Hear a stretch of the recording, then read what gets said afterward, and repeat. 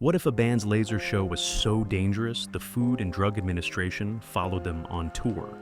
Three Long Island misfits guided by rock critics built the thinking person's metal band. One acoustic ballad about eternal love sold 1 million. They're only one. Then synthesizers drowned their mystique. A founding drummer vanished at their peak, and decades of confusion followed, until a comedy sketch about cowbell made them immortal. This is Blue Öyster Cult, from gothic pioneers to a band torn apart by its own success. Stony Brook College, Long Island, 1967. While other garage bands were learning 3-chord rock and roll, something entirely different was taking shape. This wasn't kids jamming in a basement. This was an experiment, a deliberate attempt to merge hard rock intensity with occult imagery, science fiction, and genuine philosophical depth. The architects weren't the musicians themselves, they were rock critics. Sandy Pearlman and Richard Meltzer envisioned a band that would become what they called the thinking person's heavy metal band. Pearlman became manager, producer, and primary lyricist, imposing a conceptual vision that set them apart from every other rock act of the era. His explicit goal was to create something rooted in Long Island's own reputation for gothic weirdness and the supernatural. A band that conveyed imagination, mystique, and danger. Before we continue, don't forget to like and subscribe to the channel. They called themselves Soft White Underbelly at first. The name carried weight, suggesting something hidden and vulnerable beneath a hard exterior. But Pearlman was ruthless about quality.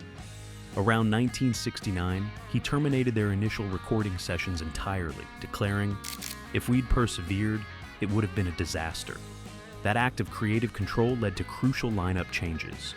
Leigh Bronstein departed, and Eric Bloom arrived, stabilizing what would become the essential 5-man unit. Bloom on vocals, Donald Buck Dharma Roser on lead guitar, Alan Lanier on keyboards and rhythm guitar, and brothers Joe and Albert Bouchard on bass and drums. The final name change created immediate tension.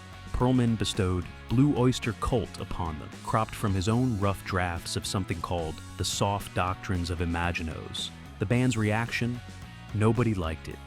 The name felt pretentious, deliberately obscure, almost confrontational in its strangeness. But Pearlman's vision prevailed, and the name stuck. Their self-titled debut album arrived in 1972, featuring foundational tracks like Cities on Flame with rock and roll and Then Came the Last Days of May. Critics praised the fusion of hard rock, heavy metal, and progressive elements. But commercial success? That was another story entirely. The album cracked the Billboard 200 and peaked at a modest number 172. For most bands, that would signal failure. For Blue Öyster Cult, it was perfect. Those years spent touring smaller venues, opening for the Byrds and Alice Cooper, playing to crowds who hadn't heard of them yet. That's what earned them their cult status. But this foundation contained a fatal flaw. The band's identity wasn't organic, it was imposed. Pearlman's conceptual vision gave them mystique, but it also created dependency. They were his creation, his experiment. And when success finally arrived, it wouldn't come from following his esoteric blueprint. It would come from defying it. By 1976, Blue Öyster Cult had released 4 critically acclaimed albums and toured relentlessly, building a devoted following one club at a time. They were respected, they were credible, but they weren't stars. Then came May 21st, 1976, Agents of Fortune, their 4th studio album, and buried in the track list was a song that would change everything. A haunting, acoustic-driven masterpiece penned and sung by lead guitarist Buck Dharma. Don't Fear the Reaper. That guitar hook was instant, unforgettable. It fused poetry, mystique, and melody in a way that felt both dark and strangely comforting.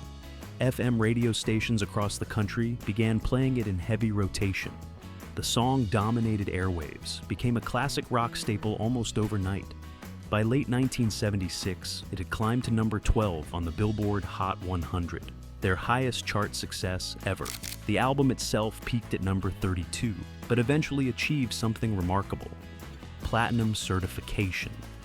1 million copies sold, their only album ever to reach that milestone. But the true depth of the song reveals something even more powerful. Buck Dharma wrote it while contemplating what would happen if he died young. The lyrics weren't about glorifying death. They were about eternal love, about not fearing the inevitable. He cited Romeo and Juliet as inspiration. The message was profound. Love transcends mortality. Don't fear the reaper because love is stronger than death. This philosophical richness contrasted sharply with the song's dark imagery, creating layers of meaning that audiences discovered over time. It wasn't just a creepy rock anthem, it was poetry. But here's the tragic irony that would haunt them for the rest of their career. Reaper was a deviation. It wasn't part of Sandy Pearlman's esoteric vision. It was Buck Dharma's personal, melodic, accessible songwriting, breaking through the conceptual framework.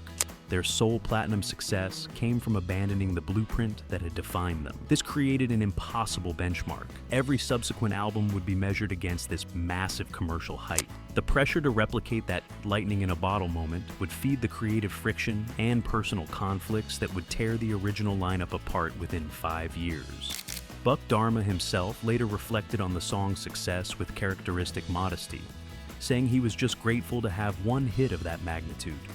He understood how rare it was, how unrepeatable. The question haunting them now was simple and devastating. How do you follow perfection? Following their breakthrough, Blue Öyster Cult transformed into an arena rock powerhouse. The late 1970s became their golden era. Sold-out venues, massive tours, and a reputation as one of the most electrifying and genuinely dangerous live acts on the circuit. They toured relentlessly. The Spectres Tour, over 170 shows. The Fire of Unknown Origin Tour, more than 150 shows. In 1977, they released Spectres, which delivered Godzilla, a thundering monster movie-inspired anthem that became one of their most enduring songs. It received significant airplay on rock radio and remains instantly recognizable today, even though it never cracked the pop charts. But the true spectacle of their arena years was their pioneering use of laser light shows. This wasn't just colored lights and smoke machines. This was cutting-edge, military-grade technology. Lasers powerful enough to project the band's name onto clouds. Beams so intense they could cause permanent eye damage if aimed at the audience. Concert production in the 1970s was the Wild West. There were no regulations, no safety standards. Blue Öyster Cult pushed the boundaries of what was possible, creating visual experiences that felt genuinely dangerous. And they were. In 1978, the United States FDA's Bureau of Radiological Health and OSHA took notice. Federal agents informed the band that their laser show needed immediate readjusting. The agency threatened to shut down one of their concerts if safety standards weren't met. Buck Dharma later recalled, with a mixture of pride and disbelief, that the US government actually followed us around on tour because of the technology. This federal intervention effectively created new regulations for concert lasers that remain in force today. Blue Öyster Cult didn't just put on shows, they helped change federal law. The band enjoyed a final commercial resurgence with Fire of Unknown Origin in 1981. The album peaked at number 24 on the Billboard 200 and achieved gold status. It delivered Burnin' For You, a song Buck Dharma had originally written for a solo project but incorporated into the band's release. The track became their only single to hit number 1 on the Billboard mainstream rock chart.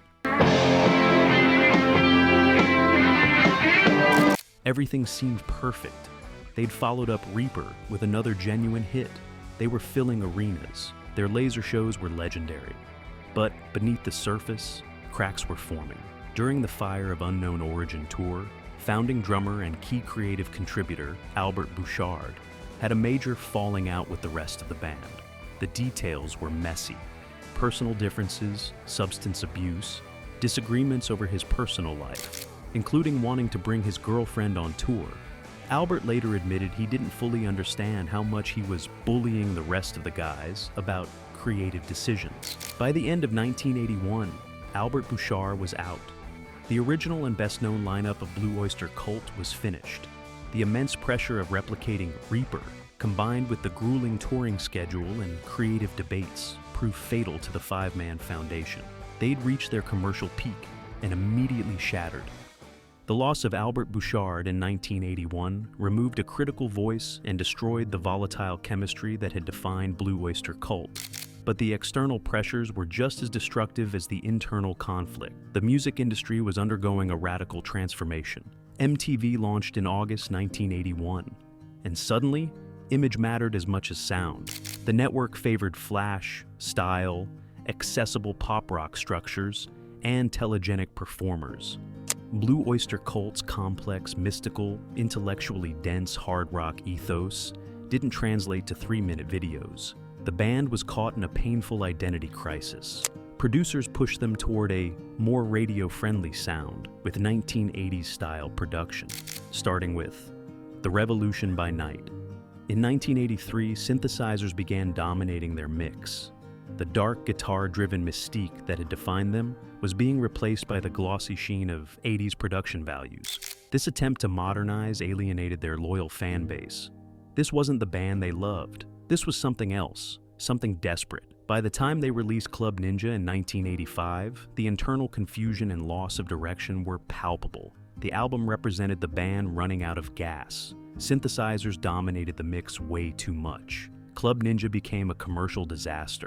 Record executives deemed it a failure after it sold only 175,000 copies. This period resonates deeply with the audience because it represents something universal and heartbreaking. Watching something you loved lose its way. The band that had once been so dangerous the government followed them around was now chasing trends, trying desperately to sound like everyone else. The mystique was gone, the intellectual credibility was gone, the danger was gone. What remained was confusion. A band that no longer knew who they were or what they were supposed to be. They'd traded their dark, gothic identity for generic 80s gloss, and nobody wanted it. The painful transition from one era to another was complete. The 70s, the decade that had made them legends, was truly over, and Blue Öyster Cult couldn't survive in the world that replaced it. The sustained commercial decline culminated in 1988 when the record label dropped Blue Öyster Cult from their roster following the release of Imaginos. After 16 years with the label, the partnership was over. The fractured dream meant they could no longer maintain a stable creative unit or a significant commercial presence. But they didn't quit. The band entered a prolonged phase of survival, morphing into a resilient touring machine. The mystique was replaced by sheer grit and economic necessity. Vocalist Eric Bloom and guitarist Buck Dharma, the two remaining founding members, committed to keeping the name alive, supported by a rotation of talented musicians who filled the other positions. Their survival strategy was simple: tour constantly. The band played thousands of shows in their history. They shifted from major arenas to medium-sized venues, theaters, and classic rock festivals. The grand ambition had faded, but the work ethic remained. Buck Dharma reflected on his long-running partnership with Eric Bloom during this era, with characteristic understatement, describing it as simply easy, cordial, functional. Two men who'd been through hell together, who'd watched their dream collapse, found a way to keep moving forward. But the mainstream music industry often reduced their remarkable catalog to just 2 songs, Reaper and Burnin' For You.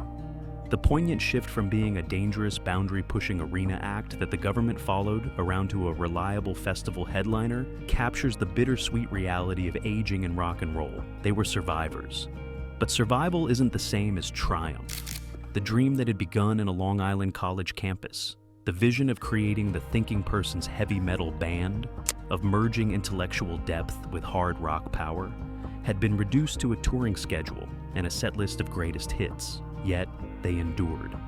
And in that endurance, something quietly powerful remained. The men who grew up with this music could still see them live, could still hear those songs performed by the men who created them. That mattered. The grand original ambition might have faded, but the music lived on. Despite the internal turmoil, the lineup changes, and the long commercial slide, Blue Öyster Cult achieved something few bands ever do: cultural immortality anchored by a single, definitive anthem. Don't Fear the Reaper never stopped playing. It continued to dominate classic rock radio. It appeared in films. It found new audiences. Rolling Stone recognized its enduring power, placing it on their list of the 500 greatest songs of all time. Buck Dharma's haunting guitar riff had transcended the band itself, becoming part of the permanent cultural landscape. But the most surprising twist in the band's legacy arrived in the year 2000, long after their chart dominance had ended. On April 8, 2000, Saturday Night Live debuted a sketch featuring Christopher Walken as a demanding music producer obsessed with adding more cowbell to Don't Fear the Reaper. Will Ferrell played an enthusiastic cowbell player, delivering an absurdly exaggerated performance. The sketch became an instant cultural phenomenon. Suddenly, Reaper wasn't just a creepy rock classic. It was a ubiquitous shared cultural joke. Buck Dharma acknowledged the impact with mixed feelings, admitting the sketch pretty much sabotaged the song's original, serious, and intended creepy vibe. But he also recognized that its ultimate influence has not only been restored, but also seems to be unstoppable. This ironic cultural rebirth accomplished something remarkable. It kept Blue Öyster Cult relevant. It introduced new fans to their deeper, esoteric catalog. Young people who discovered the band through a comedy sketch often became genuine fans, exploring the mystical, intellectual hard rock that had defined their 70s peak. And the band proved they weren't finished creating. In 2020, they released The Symbol Remains, a critically competent late-career album demonstrating that their signature sound endures. The creative fire wasn't completely extinguished. The legacy of Blue Öyster Cult isn't defined by its collapse. It's defined by the ultimate triumph of that one haunting riff over time and trend. They proved that authentic art, music created with genuine depth and vision, can outlive commercial pressures, industry trends, and even the band's own internal destruction. The strange little band from Long Island that wanted to change rock succeeded, not in the way Sandy Pearlman envisioned, not through sustained commercial dominance, but through something more powerful, a song that refuses to die. The mystique they lost in the 80s has been restored through decades of persistence and an unexpected comedy sketch. Buck Dharma and Eric Bloom continue to tour, delivering those songs to audiences who remember, and audiences discovering them for the first time. They endured, they survived, and in that survival, they achieved something greater than fleeting success: permanence. Blue Öyster Cult proved that the most dangerous bands are the ones who refuse to compromise until the industry forces them to. Their story reminds us that commercial pressure destroys more artists than failure ever could, that mainstream success often plants the seeds of a band's destruction. But it also proves that authentic art survives everything. One haunting song about eternal love outlived the chaos, the conflicts, and the confusion. What's your memory of Blue Öyster Cult? Drop it in the comments below, and don't forget to like and subscribe for more untold stories of rock's greatest triumphs and tragedies.